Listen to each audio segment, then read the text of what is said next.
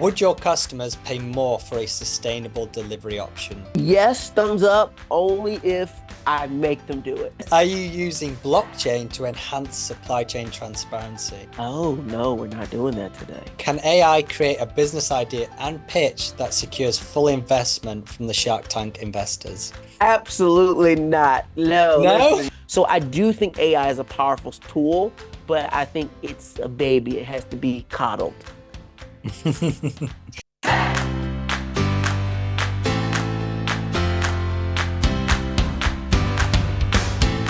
Welcome to the Supply Chain Tech Podcast with Rowanby. Scott Mears here, Senior Marketing Manager at Rowanby and your host.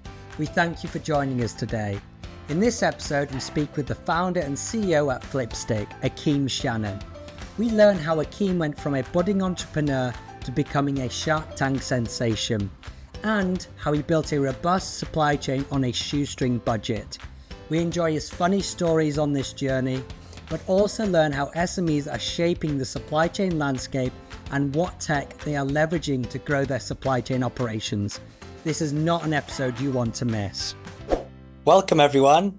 This is an interesting interview because we typically interview supply chain leaders from large enterprises on this podcast. However, today we're shaking things up and to interview a really inspiring CEO from an SME called Flipstik.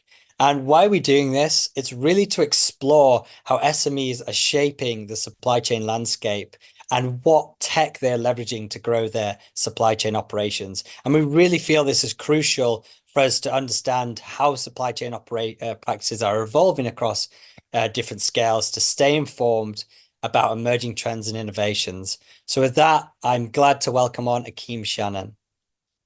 Thanks for having me. Wonderful.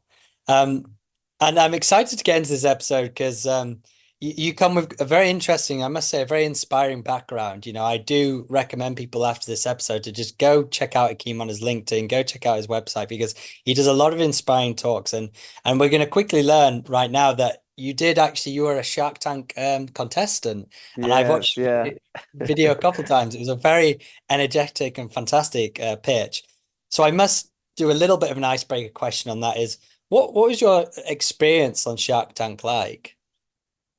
Man, it was really honestly the experience of a lifetime. And on top of it, it was COVID. And so here I was locked in the Venetian hotel for 2 weeks, couldn't open the door, couldn't open a window. Like I was literally like full or blown paranoid. Like, and then they're like, okay, it's time to go on national television. So it was interesting to say the least. And on top of all of that, my intro into the tank, which you've seen, is me in a space jumpsuit that breaks away like a sports jumpsuit, and then I go into a full-blown rap pitching my product. So it was something that I never would have imagined would have happened in my life. And so to back up a little bit though, and I think, for the audience, especially those who are founders will identify with this, it was a long journey to get to that point. A year prior, I had applied to get on the Shark Tank. I didn't make it onto the show. I got past 40,000 people down to the final 250. And when they were cutting from 250 to 120, which is all that make it onto the show, they cut me. And so I was honestly devastated. I had to go back to the drawing board and figure out, okay, how am I going to build this business? And so I said, okay, if I can't get a celebrity investor, then I'll find somebody else from Shark Tank. I'll find another celebrity investor. And it just so happened that this billionaire rapper was having an event in Atlanta, Georgia, where he was going to give away money to a business in a pitch competition, and they're going to have this whole big music conference. And so I said, okay, I'm going to go, I'm going to pitch, and I'm going to get an investment from him. Well, after I bought all my tickets, turns out pitch competition was closed. So instead, I entered the music competition to win a record deal. Okay. And I said, you know what? I'm just going to write a rap, and the rap will be about my business so I can rap pitch the business. And even though this sounds absolutely insane, I go, I rap, I get to the top 5 in this competition to get on stage. And I'm talking, the judges were like DJ Khaled, Timberland. These are like top tier, like entertainment judges. And then they disqualify me from the competition. And instead of just giving up, which I really want to give up at this point, I'm like, what is happening? Mhm. Nothing is working for me. Instead, they had a comedy show right before the final music competition. And I just stood up, held my product in the air, and eventually the comedian he starts cracking jokes on me. What are you trying to do? Why are you messing my show up? What are you selling? And he eventually lets me on the stage. I perform the rap during his comedy set, and the same people that disqualify me end up taking me backstage, introducing me to everyone. Eventually, they fly me out to LA, where I meet Snoop Dogg. Snoop Dogg ends up falling in love with the Flipstik, and between Snoop and this other billionaire rapper, they end up calling Shark Tank and get me on the show. And the keen listeners may notice I say billionaire rapper and I don't use their name, and that's because the rapper is none other than Sean Diddy Combs, who now is in all kinds of trouble, ruining my great Oh. story how I got on the Shark Tank. But either way, it was this crazy journey of just ups and downs, and really just having to figure out how to make it all work. And I was able to then take that into the business. And as you can imagine, going from a small business to being on Shark Tank and having to build a supply chain from nothing was a huge endeavor. But man, it was a lot of fun along the way, and also a lot of heartbreak. Well, I must say, I was not expecting the roller coaster of a story there. That was incredible. Wow. That was quite and your tenacity of just continuously trying to find creative ways to just push through and get an opportunity. And it's just, that is the entrepreneurial spirit. And it's just, that is a really incredible story. And I think I would say the best one we've heard on this podcast. So that was really, really great introduction to Akeem here. And before we do dive into the more supply chain focus of today of the episode, I do want the listeners to understand Flipstik. So we know what, when we say the word Flipstik, but what are we talking about? So can you just give a little minute just on what Flipstik is all about? Yeah, so when I came up with the concept, I just quit my job. I was working for a fintech startup, pretty big one. And I had a phone call with my uncle, who's an engineer at NASA, and he was telling me about this adhesive that was based off the feet of geckos that NASA had invented in the 80s. And since I had just mounted my TV on the wall, I was like, man, if I had this magic NASA adhesive, I could have just stuck the TV on the wall instead of trying to figure out how to mount it. And while I never mounted the TV, I did figure out how to mount something much smaller, which was a phone. And that's where that idea and the concept for Flipstik was born. A little device that can go on the back of your phone that allows you to stick or mount it to virtually any flat surface. And while initially I was thinking, hey, I'll be able to watch YouTube hands-free, I could be on a plane, stick it to the back of the seat. In the kitchen, I could stick it to the back of the tile, watch recipes. What ended up happening is as we launched the product, TikTok became the #1 app in the App Store. And all of a sudden, people weren't using the product to watch content. They were using the product to create content by sticking on a wall and be able to record themselves hands-free. And so that's where, our whole concept about, really creating products for the creator and you was born. And, now we have a number of different types of Flipstiks for different scenarios, and all really designed around the casual content creator being able to use their phone hands-free. That's fantastic. And I must admit, I've gone ahead and purchased one myself. I travel a lot, and trying to hang my phone with the standard, little clips at the back, and trying Yep, to hang it and balance it on your on a plane, it always drops. It never works. always. So this has been a game changer. Like, yeah, this has been really helpful. So if you're a traveler, I must say personally, it's been very helpful. So now I want to get into the supply chain side of Flipstik and really understand, because you have now, from what I saw, you have 3 products on there now, and that must be a lot of accessories and quite a lot of volume that you're having to manage. So, but before we do get into the inventory side, can you just outline a little bit for us, really, how did you manage to scale your supply chain operations from Hmm. the shoestring budget? Because I know when we had a conversation, you didn't have too much of a budget, and to make that robust system, you must have been faced some serious hurdles. So, how did you really grow that supply chain? Could you just give us Yeah. a bit of outline how you did that? Yeah, we had no system. So you're giving me too much. We had zero system at all. And here we were, like 3 weeks before airing on Shark Tank. And, I was very nervous because I didn't want to screw it up. You hear a lot of people, they get a big opportunity and then the supply chain just crumbles, right? And they can't get the product out the door and it doesn't work. And so, prior to that, it was pretty much just, we're using Shopify, right? Whatever Shopify has is what we got. But, not only did we have our products, but we had over 70 designs, in each product.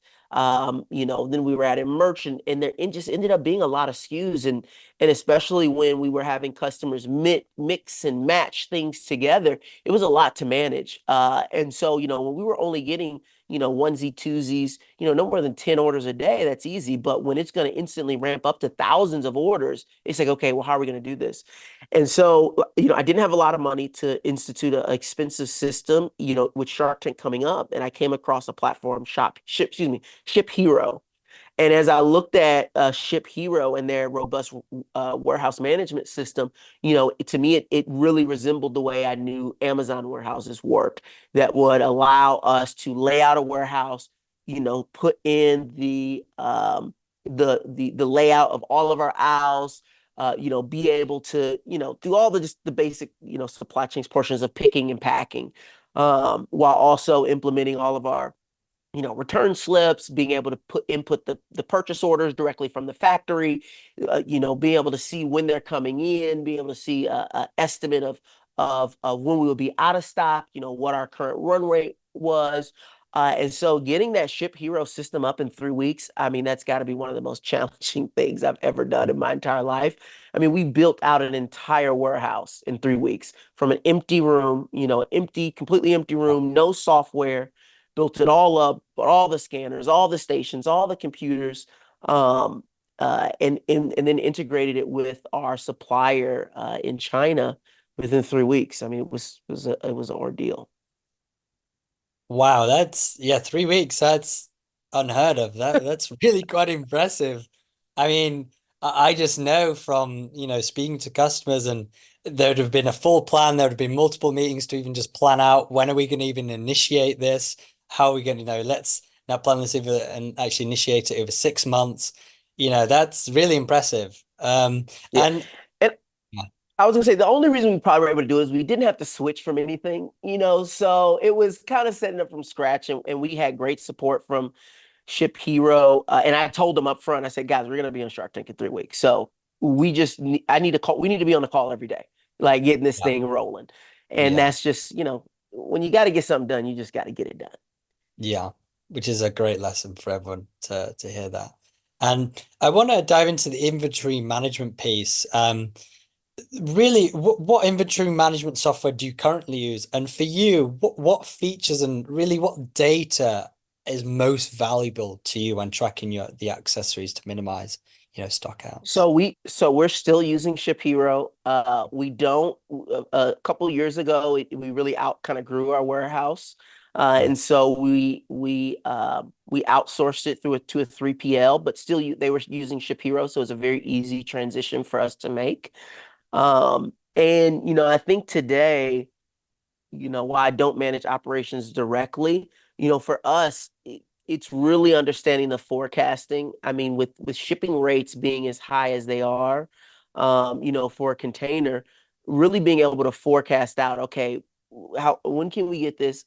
How much run rate do we have? What inventory is selling at what rate is important. So I would say the forecasting tools for us are the most important. Luckily we have a very small product, non-perishable, pretty durable in its shipping. So we don't need a lot of, we don't need necessarily robust tracking on the water or through air freight when it comes to us, but we do need to know what we need to order when we need to order it, because otherwise it's short, and then we get slammed and we have to, spend lavishly on the shipping portion. And because our product is at a low price point, any variation in that shipping cost, to import it, it kills us. It can cause us to lose money on a deal, especially if we're dealing with, a wholesale order to a big box retailer. It could kill the entire opportunity. And that's good insight to have. And uh, you mentioned about predictive. I know. Hmm. How are you currently doing that? Have you gone as far as taking the data analytics and now doing some predictive modeling to forecast the demand for the different phone accessories to be more efficient supply chain?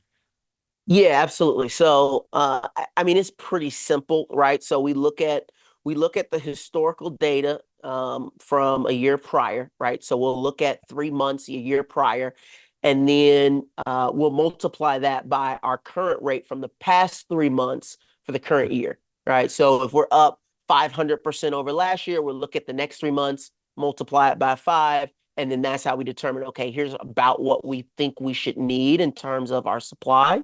And then we usually probably add a little bit of an extra cushion on top of that as well, too. Understood. So that's interesting to hear because a lot of systems we see out there as well, including a big part of our system is it's off historical data. But a lot of people are now wanting to have more of that real-time information so they can even have more up-to-date and more accurate predictions. So is that you Mm. found that's not needed as much, having that historical year, that's been It would able to probably, okay. no, it probably would help. We do a lot of this stuff manually right now, Mm, so we're doing a lot of this predictive modeling manually because the software that we have will only show historical, right? It won't take into account historical versus our growth. Or what it'll do is it'll just take the last 30, 60, 90 days and then make a prediction. But neither one of those are actually right? Especially when you're dealing with a product like ours, mm, when back to school comes around, there's going to be a spike. So it's not going to be the same as the summer. When Christmas comes around, it's definitely not going to be the same as what the fall was. So it because it doesn't do that automatically, we do it manually. So, at least with our system, it doesn't do that today. So we just kind of got to do it on our own. understood. No, it's interesting to hear, and it's of course working for you guys. And that's and you mentioned about the Well, it tracking. works most of the time. Yeah, that's where you've got to get a bit creative and work extra hours, I'm sure, to fix those Yeah. moments. And the tracking piece, you said it's not perishable, so you're not going to need that condition metrics. That's not as value. And are you using more carrier milestone tracking versus real-time tracking for when sending it out to your customers? Yep, mouse. Sorry, no. It's real-time tracking when we send it out to our customers. We use that milestone when it's coming to us. Except we did just for our international customers, what we were doing before, which made no sense, was we imported everything into the US and then we were shipping it out to other countries, which obviously meant that people were paying like $40, $50 shipping on a $10 item, which was crazy. Now, part of what we did to solve for that was we worked with distributors, in Europe and in Israel and in Kuwait and in Australia, and then they kind of took their territory, but it wasn't full coverage. And so now we also ship straight out of China to all of our areas that aren't covered by our distributors, which is, generally going to be somewhere between 5 and 12 days shipping, but it is more milestone. So it's not nearly as accurate as what we're providing for customers in the US, which is usually handled by UPS on the last mile. Understood. So it's milestone outside of the UPS, whereas in the In US, the US. Hmm. what technology did you say you're using in the US to do the real-time Um, track? so, so we just ship using UPS SurePost or whatever they call it, Okay, sure. which we get through our 3PL. Understood. Interesting. Yeah. And I know the listeners won't know this, but when we went back and forth on emails, you did mention about having some major logistic issues you faced getting products from your factory Ugh. to the 3PL to the customer. I'd be intrigued and for the listeners to really know that, and please do share details and how you overcame that challenge, so people can learn from this as well. Yeah, so as we scaled, it kind of happened relatively quickly. And what, I think the systems we had in place were great for direct to consumer, you know, um, all of our direct to consumer business. However, where we ran into a lot of issues was as we were coming up with new products and seeing, really large bulk orders for major retail partners. That's where we ran into trouble. And we ran into an issue where it was Chinese New Year. The Chinese New Year was coming around. We needed to get new product on shelf across, several thousand retail stores. Uh, and we made a severe miscalculation about the timing and the weight of our product coming out of China.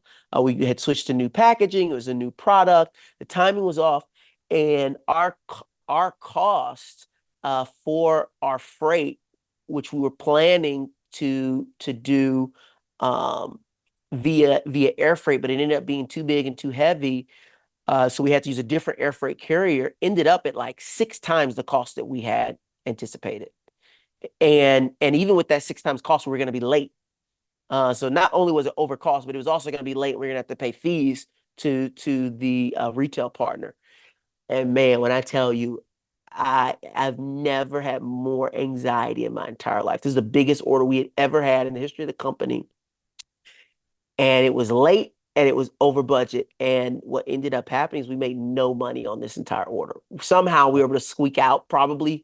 We probably lost money. We were close to break even on it, but it was just a catastrophic supply chain failure. And at the time, my head of my supply chain within our organization, he was, maybe a year into the job. He was accountant turned, head of operations. We were still very scrappy, and it was a mistake, but I made a lot of mistakes. So I try to roll with it, but man, it was horrible.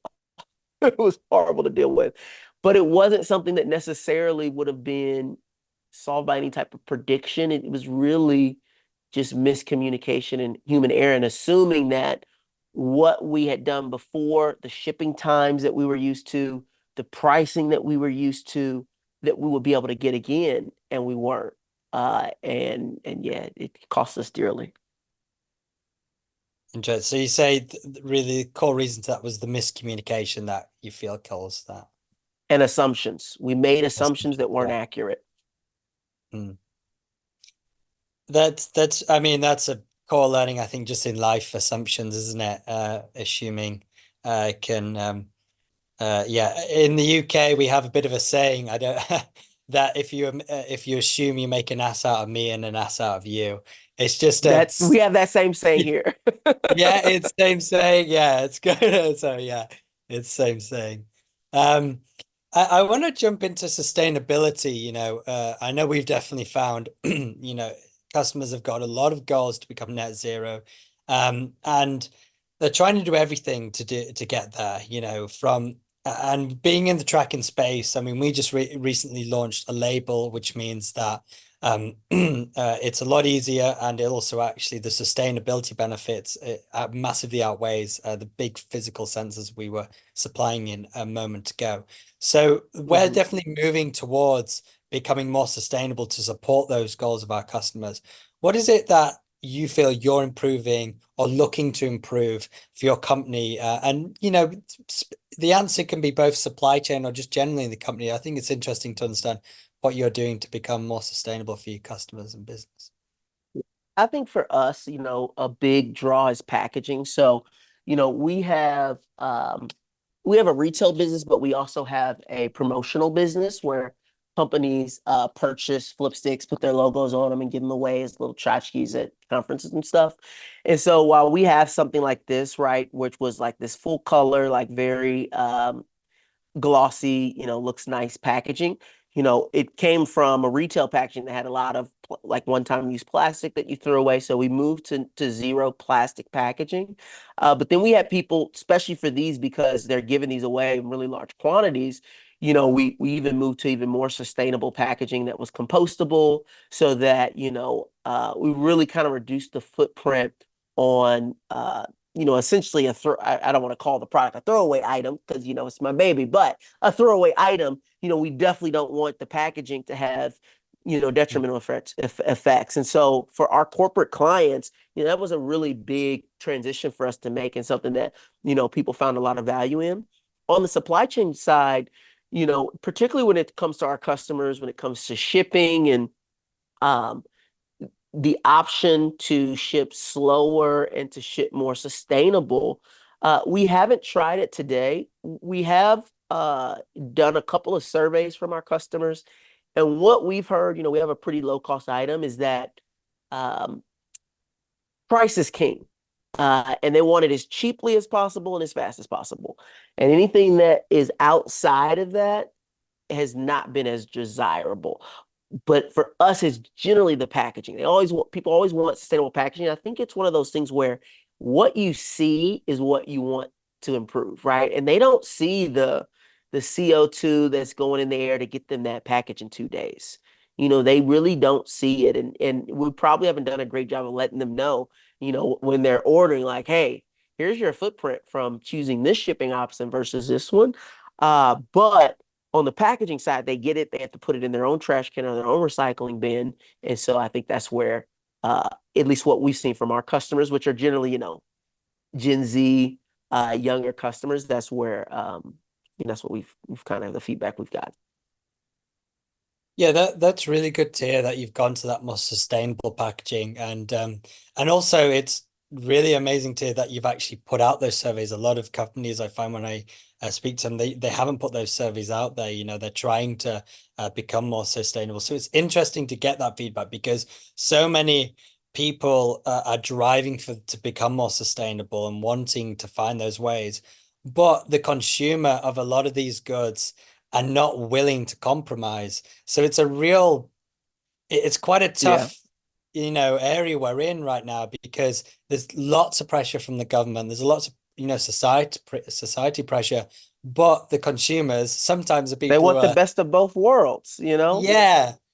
So it's a hard balance. And it's so funny because some of the people creating the products are the consumers. So that's Right. kind of quite Well, and amusing. for me, I saw Amazon making a big push, and obviously, being a consumer product brand, we do a lot of business with Amazon, and they now offer, a sustainable option on pretty much every shipment. They're always trying to encourage customers to go slower, to choose the slower options, to choose their Amazon Prime delivery day, and from our partner when we do the fulfilled, our self-fulfilled Prime, no one chooses it. Like they just don't, because they don't get a discount, so they don't save any money. And I think that, I don't know, I think that what will probably, I'm not sure so I would love to know like what you all are seeing in terms of companies that are doing it well, where their customers are choosing that option, if it's a choice or if they're just not really doing the choice and they're just making a shift. But from everything we've seen, the customer's like, hey, if it costs me nothing in time and money, I'm for it. But if it costs me something in time and money, I'm not for it. Yeah, we also see this, but we're starting to see the large enterprises I mean, we operate in quite a few industries from pharma to automotive to chemical, and all of these guys, they're now just forcefully doing it. I'm Mm, finding. So even though their customers may not be willing, but then again, you can argue that a lot of them are starting to change. So, but either way, from the top, it is starting to change, and that's always the front of discussion when they jump on is what data can you provide me that will make it very clear to me, my customers, and my suppliers how much carbon they're emitting and how sustainable my shipments and assets mm. are around the world. So yeah, it's definitely a big push, and it's always a decision factor in, when they get involved with Roamby or get involved, I've seen with other solutions as well and other technology. So it's definitely a big decision factor now. Um, Awesome. So it's interesting to dive into that. And I think you've already answered it. I was going to say what takes priority, customer needs, cost, or delivery. And it does seem like it's, you've even done the surveys and it seems like it's customer needs. Would you say that? Yeah, for sure. For us, yes. I think if we, of course, we could make the choice and just say, hey, here's the new normal. Like, this is how we're Mm, going to do things going forward. We haven't done that as of yet. But I do, to be completely honest, I think the only way that transition happens is it just got to be an executive decision, right? You got to make the choice for the customer. Say, hey, this is the option. Because given the option, when they have the choice of one or the other, we know what they're going to do. But if we just say, hey, this is part of our mission, I think it would kind of change things. And if there was no like you choose, putting it on the customer to choose, rather yeah. than making the choice ourselves. Yeah. And is there any other trends you found in your customer purchasing habits that have impacted decisions on your supply chain? I think ease of returns is the big thing for us. Amazon really made returning product so easy that it actually made people buy more stuff. And so even when people aren't purchasing things on Amazon, they want it to still be just as easy. And so that's been a big thing for us is making sure that any platform we use has super easy returns, the ability to send out labels very easily so that customers can get product back to us. Interesting. And would you say quite a big percentage of new customers are coming from Amazon? About 50% of our customers come from Amazon. Wow, that's really interesting to see. Yeah. Yeah, we And saw we saw overnight a doubling of our of wow. sales just from Amazon. I mean, I was honest, I didn't realize. I mean, I should have realized Jeff Bezos has like $100 billion, but I didn't think as a small medium-sized business, I didn't think the impact would be so much for us, Mm, especially without advertising or anything. But the truth is that people are coming to our website and then leaving and going to Amazon because even if we offer 2 or 3 day shipping on our website, even if we offer the returns, there's just that they know with Amazon, like I know I can return it and I know I can get it in this time and I know I don't have to pay for shipping. And so yeah, luckily for us, we have a very small light product, so we don't have to pay. For us, actually, it's more economical for our customers to actually buy from Amazon. It works out in our favor. Interesting. I'm sorry, I purchased from your website, directly from your Yeah. website. Oh no, that's totally fine. Don't get me wrong. Yeah, yeah, But it's if just I did you it from the never store. hear that from people, right? And I have a Yeah, lot of, I mean, a lot yeah. of companies that are afraid of Amazon. They don't want to do, they're like, they're going to take all the money, they're going to charge me so many fees. And that is the story for a lot of businesses, not to discount that. But for us in particular, we have such a small light product. We're at the base price for everything in Amazon. And so, just comparatively to the cost of picking, packing, shipping, that we have to do it on our own, it's a wash. We can just let Amazon do it. And customers, prefer it. Yeah. And before we wrap things up, yeah, I really want to understand are there, because you have had such an interesting journey and going from that shoestring budget to creating a real robust supply chain here. And I feel we've learned quite a lot on the journey of this episode. But can you share any mistakes that maybe stand out when while you're building your supply chain and the lessons you've learned from them? Maybe it's just that one mistake that really stood out that you have learned a big lesson from? I mean, that was a huge one, for us. Definitely the one that hurt the most. I think one Mhm. of the things that made a really big difference, though, in our business and a difference for our customers was um, having multiple warehouses handle fulfillment and getting that entire process set up within our supply chain is something that we hadn't done. And so by having domestic-based fulfillment and also international-based fulfillment from two totally separate partners made a huge impact for us. And so it was a little bit of legwork getting it set up. But once it was set up for our customers, particularly our international customers that were very price conscious, dealing with tariffs coming from the US, it dramatically lowered the cost for our end user and lowered the cost for us too. And so that was something that I wish we had done a lot sooner. Thank you. And I've really enjoyed going through this. I feel we've learned quite a lot of good life lessons through the answers here. And before we do finish off, I'd love to do a bit of a thumbs up, thumbs down segment with you. All you need to do, yeah, two thumbs up. There we go. You're ready to go. All we need from you is just a big thumbs up or a thumbs down. And if you could vocalize it as well for our audio listeners, that would be wonderful. We can do that. Let's do it. So six quick fire questions. Would your customers pay more for a sustainable delivery option? Yes, thumbs up, only if I make them do it. Are you using blockchain to enhance supply chain transparency? Oh, no, we're not doing that today. Does a universal data format eliminate all data integration issues? Not all, but most. Have you faced data security or privacy challenges in your supply chain management systems? We have not in our supply chain, in other areas, but not in the supply chain. Good to hear. Do data analytics tools only benefit companies with a large volume of data? Definitely not. No, it benefits everyone. And finally, can AI create a business idea and pitch that secures full investment from the Shark Tank investors? Absolutely not. No, No? listen, you need some personality. You need a great story. And I love ChatGTP, I'm telling you, but Yeah. it's not gonna do it on its own. It can help you, Mm. but it won't do it on its own. You gotta cut your teeth, make some mistakes, get dirty in order to get something that people want to put on TV. Because it's like reality TV, right? It's not just about the business. You can maybe sell some people with just AI, but to really have that compelling storyline, it needs a little bit more. But funny enough, you asked that, and I know this is just thumbs up, thumbs down, so it's supposed to be fast. But funny that you asked that. But I'm writing a book right now, and I wanted to really understand how AI could help enhance storytelling.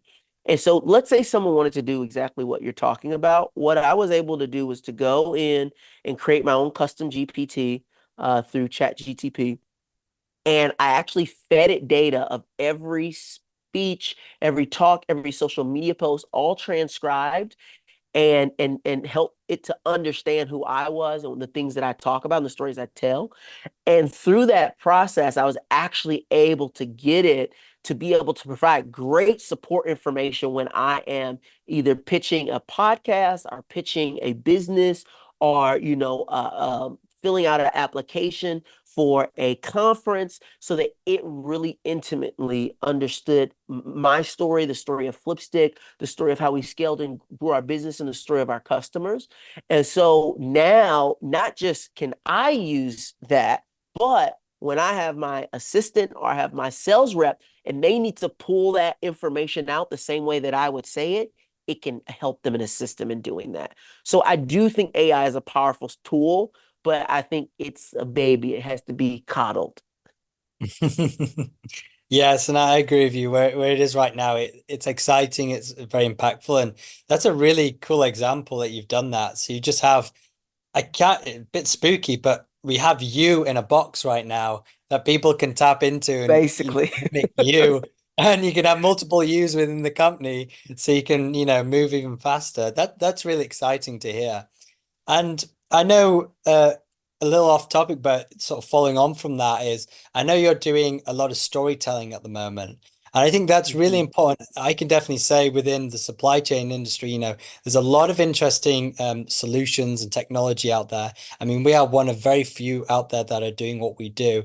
And telling that story can get very much lost in data, and it can get Mhm. lost in very complex use cases, and you can just get really lost of it. And you only have that couple minutes at an event, couple minutes on a call, and to be able to just say that story clearly, it can be challenging. So what would be a bit of advice there? And please do let listeners know a bit more about what that's all about with your storytelling.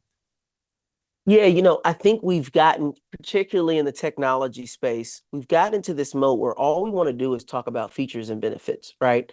We want to talk about what the product does and how it works and how it can work for you. And listen, that information is valuable and people need to understand that. However, as human beings, we don't make decisions that way. Like when we are in front of another human being, we have 20,000 years of evolution in this oral tradition where information is shared through stories. One of the reasons why when you look at every religious text out there, they're all told in parables. They're all storytelling. And it's survived the test of time because it is the way that humans communicate and have an emotional attachment to the communication that's happening. And so when you think about, within your supply chain business, whether you have the technology or you're providing, third-party logistics, whatever it may be, there's a lot of people in the space, but there's something that you are doing. There's something that in the way that you were formed and the mission that you have as a supply chain organization, and most importantly, what you've done for your customers that really sets you apart. And your ultimate goal, and what I teach people about, how you leverage what I call story selling to grow and scale your business, is when you tell those stories, you get the person on the other end of that conversation to give you that just extra bit of time to understand what it is you can do for them. And if they can see themselves in your current customers, all of a sudden now they're thinking, man, what if I could be like customer A that they just told me about? Customer B sounds a lot like the problem that we just had in our business. Maybe they can help us too. And so I'm a big believer, we were able to scale and grow Flipstik through stories. Whether it was a story I told Snoop, or the story that I rapped, or the story of our customers that we told to Target and Best Buy and all these retailers. It was all about those stories that just got that extra time with us and got people to consider what it was that we had on offering versus listing out a bullet point of features and benefits that exist and then putting all of that on the decision maker within another organization to say, is this right for us? And so I think that the more that we can do this, uh, it opens up a huge opportunity for growth. And especially when you're dealing with a very technical and in some cases commoditized business like supply chain, those stories are so important. And as we move into AI and it becomes very impersonal, if you are a small, medium-sized, business and you only have a couple hundred customers that you're dealing with, maybe a couple thousand customers, that is your true superpower is to make it personal. Make something that is really cut and dry, very personal. And there are brands that are great at this, that just really lean in on it. And they're never talking about like Apple doesn't talk about features. No one knows how many megapixels in an iPhone. Totally irrelevant. What they know is the ad of the grandma FaceTiming her grandchild, because that's a real use case that exists. And so if someone was to come to me and to say, hey, for Ship Hero, which I'm sure they're not using this story, but if someone's to come to me and say, hey, we had a customer that needed 3 weeks to get ready for Shark Tank and ship more items in 3 days than he shipped in the past 2 years of his business. And he had 3 weeks to do it. And we spent hours on the phone every day with him, getting his system set up on FaceTime, reviewing the warehouse, training his employees so that they could get ready for this once in a lifetime moment that if they didn't make it, the whole company's broken. It was all for nothing. If they went out and told that story, could you imagine how many customers are like, I need to sign up for their business? That's incredible. And I know for you guys at Roam-B, you've helped tons of companies. You have hundreds of stories like that. And I'm sure all of your customers that provide those supply chain services for other businesses, they have those stories. And when you elevate those stories to the top, man, the sky's the limit. It's really powerful what you're saying. I think it's really missed in a lot of our in the supply chain industry. And for people to learn a bit more and get in contact with you, where would be best for them to go to? Yeah, so they can reach out to me on all platforms at Akeem Shannon on all social media platforms. If they want to learn more about Flipstik, they can find us at Get Flipstik on all platforms as well as getflipstik.com. And then people can also, I have a cool text number where I send out messages about storytelling and all kinds of stuff. And people can text me at 314-789-9005 if they have any questions or anything like that, or visit AkeemShannon.com.